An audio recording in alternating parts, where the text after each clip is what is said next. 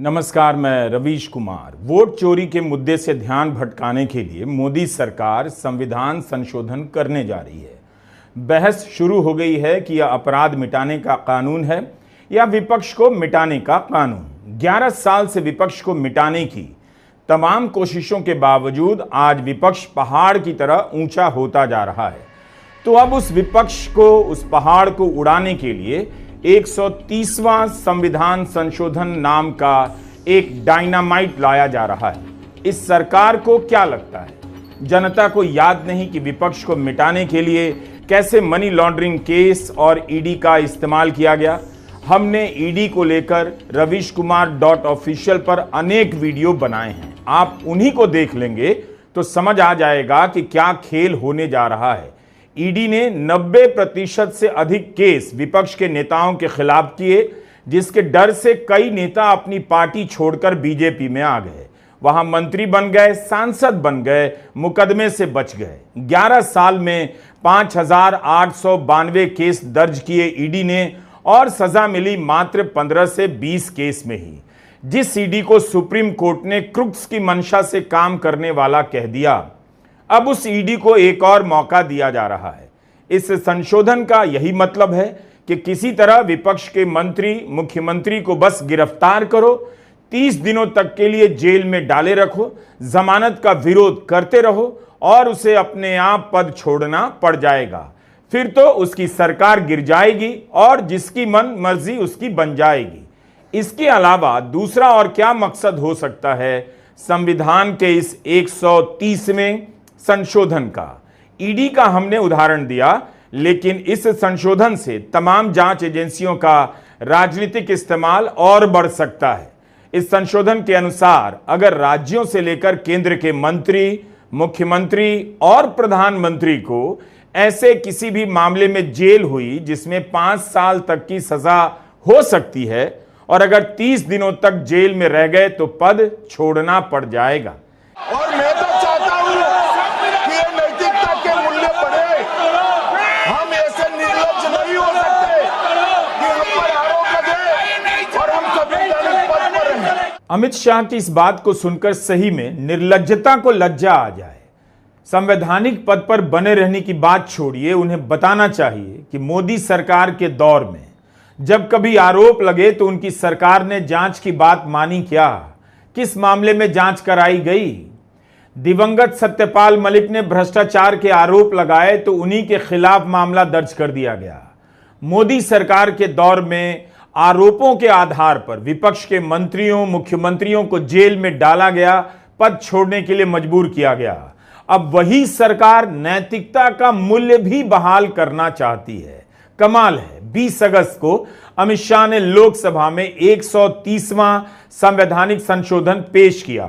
उस समय विपक्ष के सांसदों ने पुरजोर विरोध किया, हंगामा हुआ और संशोधन की प्रतियां फाड़कर गृहमंत्री की तरफ उछाल दी गईं। विपक्ष ने इस बिल का विरोध किया है। हंगामे के बीच इस बिल को जेपीसी में भेज दिया गया। विपक्ष ने इस संविधान संशोधन का विरोध करते हुए कहा कि अगर यह पास हो गया तो विपक्ष के मुख्यमंत्रियों को हटाना आसान हो जाएगा। न्यायपालिका से पहले ही कार्यपालिका फैसला सुनाने लग जाएगी। ममता बनर्जी ने इसे काला दिन और काला बिल कहा है। असदुद्दीन ओवैसी ने कहा है कि इस बिल के जरिए मोदी सरकार लोकतंत्र को पुलिस राज में बदल देना चाहती है। This bill is squarely destructive of the basic structure of the constitution. अध्यक्ष महोदय, भारत का संविधान का जो मूलभूत ढांचा है वो ये कहता है कि कानून का राज होना चाहिए। There should be rule of law. और उस रूल ऑफ लॉ, कानून के राज की बुनियाद है कि आप बेगुनाह हैं जब तक आपका गुनाह साबित नहीं किया जाता। You are innocent until proven guilty. This bill stands that fundamental maxim of jurisprudence on its head. यह कानून बेहद खतरनाक है। आरोप साबित होने से पहले किसी को दोषी कैसे मान सकते हैं? इस वक्त देश को इस कानून की जरूरत नहीं थी, बल्कि ऐसे कानून की जरूरत थी कि अगर कोई जांच एजेंसी किसी को फर्जी केस में फंसाती है, ठोस सबूतों के बिना महीनों जमानत का विरोध करती है, तो उसके मुखिया के खिलाफ कार्रवाई होनी चाहिए, होगी और जेल भेजा जाएगा। अगर मोदी सरकार ऐसा कुछ कानून बनाती तो उसे ऐतिहासिक कहा जा सकता था। दिल्ली के स्वास्थ्य मंत्री सत्येंद्र जैन को 18 महीने के लिए जेल में डाल दिया गया। उन्हें मंत्री पद छोड़ना पड़ा। 18 महीने के बाद जमानत मिली। अक्टूबर 2024 में ईडी के मामले में बेल मिलने के बाद रिहा हुए। फिर अगस्त 2025 में पीडब्ल्यूडी विभाग में नियुक्ति के मामले में सीबीआई ने कोर्ट में क्लोजर रिपोर्ट दायर कर दी। कहा कि जैन के खिलाफ कोई सबूत नहीं मिला। अदालत ने भी स्वीकार कर लिया, किसी आपराधिक गतिविधि या सरकार को घाटे के प्रमाण नहीं मिले हैं, यह सीबीआई ने कहा। सवाल है कि 30 दिनों तक जेल में रहने के कारण मुख्यमंत्री को पद से हटा देंगे, लेकिन फर्जी केस में फंसाने वाले अधिकारियों का क्या करेंगे? और ऊंची कुर्सी पर बिठा देंगे, राज्यपाल बना देंगे, राज्यसभा भेज देंगे, सांसद बना देंगे, हीरे का हार पहना देंगे। यही कानून ले आते। ऐसे अधिकारियों को मोदी सरकार प्रोत्साहित करेगी, राज्यपाल बनाएगी जो विपक्ष के नेताओं को फर्जी केसों में फंसाएंगे। दिल्ली के मुख्यमंत्री को जेल में डालकर इस्तीफा मांगने का खेल हुआ। गोदी चैनलों पर बैठकर बीजेपी के प्रवक्ता दिन रात इस्तीफा मांगा करते थे। उस समय संविधान के एक्सपर्ट का मीडिया में बयान छपता था कि केजरीवाल जेल से सरकार चला सकते हैं क्योंकि आरोप सिद्ध नहीं हुए हैं। बार बार उन्हें इस पद से हटाए जाने की याचिका दायर होती रही तो दिल्ली हाईकोर्ट की बेंच ने कह दिया, यही चलता रहा तो हम याचिका दायर करने वालों पर जुर्माना लगा देंगे। इस मामले में अदालत को बार बार याचिकाएं खारिज करनी पड़ी थी। केजरीवाल ने इस्तीफा भी नहीं दिया। खैर, केजरीवाल से अलग एक और उदाहरण है जिसकी बात नहीं हो रही, वह भी विपक्ष के मुख्यमंत्री का ही है। उन्होंने तो जेल से सरकार नहीं चलाई, जेल जाने से पहले इस्तीफा दे दिया। जनवरी 2024 में झारखंड के मुख्यमंत्री को इस्तीफा देना पड़ा क्योंकि ईडी गिरफ्तार करने जा रही थी, जिन्हें ऐन चुनाव के वक्त जेल में डाल दिया गया। 5 महीने तक हेमंत सोरेन को जमानत नहीं मिली। हाईकोर्ट ने जमानत देते हुए कहा, कोई ठोस मामला नहीं बनता है। यही बात सुप्रीम कोर्ट ने भी मानी। हेमंत सोरेन को जमीन कब्जा करने के आरोप में जेल में डाला गया। लोकसभा चुनाव के दौरान जेल में ही रहे। जब बेल मिली तो झारखंड हाईकोर्ट ने कहा, प्रथम दृष्टया ऐसा कुछ भी नहीं दिखाई देता कि उन्होंने कब्जा किया है। हेमंत सोरेन ने अपनी जगह चंपई सोरेन को मुख्यमंत्री बनाया और चंपई सोरेन कहां चले गए? बीजेपी में चले गए। तो समझने वाली बात है कि मोदी सरकार विपक्ष के मुख्यमंत्री को उठाकर जेल में डाल देती है, मंत्री को जेल में डाल देती है और फिर इस्तीफा मांगने का खेल रचती है नैतिकता के आधार पर। लगता है अब मोदी सरकार इस खेल से बोर हो गई है।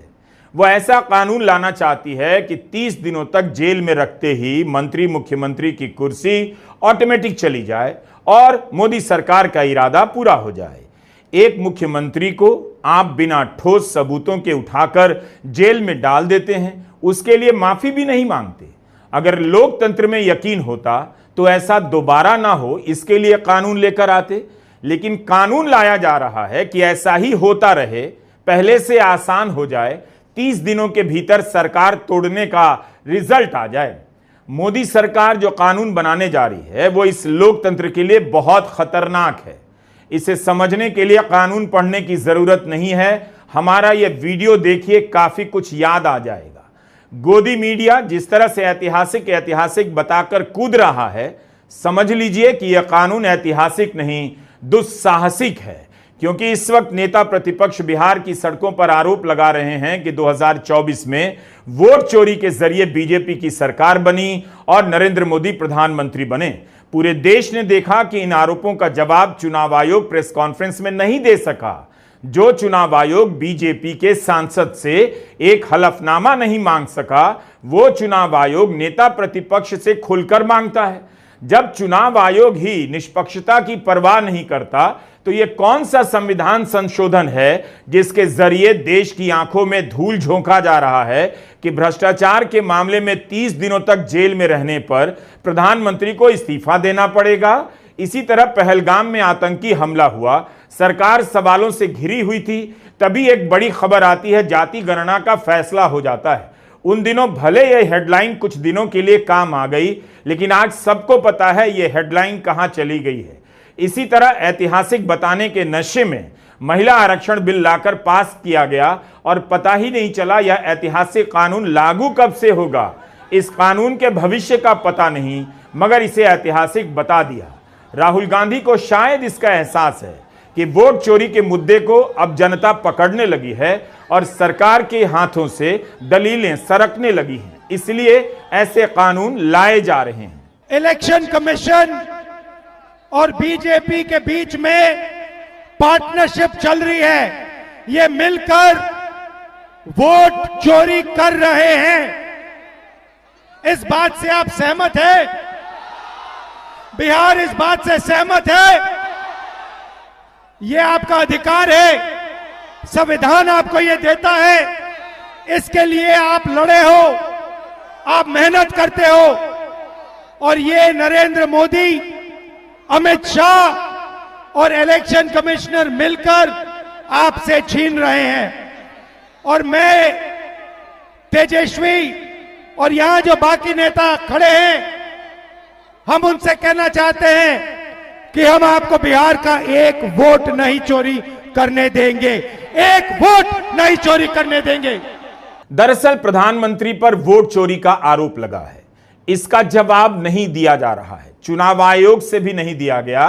तो इस संशोधन के जरिए प्रधानमंत्री को महान दिखाया जा रहा है कि उनकी सरकार ऐसा कानून लेकर आ रही है जिसमें प्रधानमंत्री भी किसी से ऊपर नहीं। वाह, उन्हें भी जेल होगी तो इस्तीफा देना होगा। यह कानून है या सस्ता लतीफा?